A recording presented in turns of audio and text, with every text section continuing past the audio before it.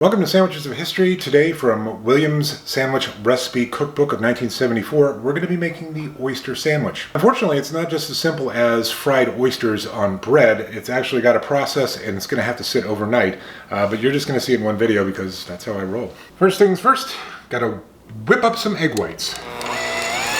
It didn't say what stiffness, so I'm just going to assume something like this. You'll see why. Next up, we got to make some crumbs out of some crackers by rolling them. Then we chop up raw oysters. And it says to season with salt.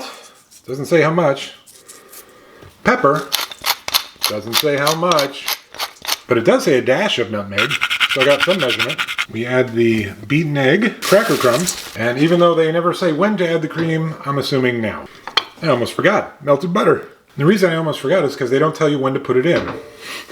So we mix this all together, put it over a double boiler, and cook until it becomes a smooth paste. I've been cooking this for about 15 minutes and it has never gotten to a smooth paste.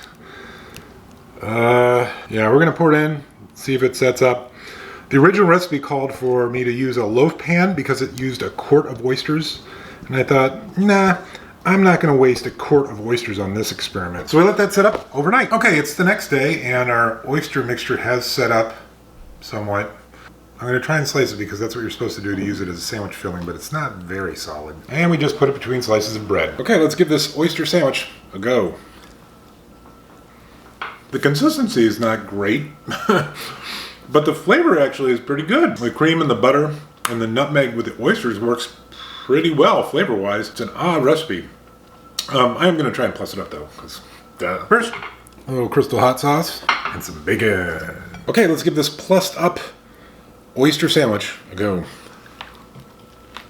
Better. Nutmeg's getting kind of tamped down a little though, but oysters, bacon, and hot sauce. And of course the oysters are fully cooked at this point. They're not anywhere near raw, so that's good. All the ingredients go well together. They taste good together. It's just that the consistency is weird, and I think that comes down to the fact that the instructions were terrible. The consistency is weird.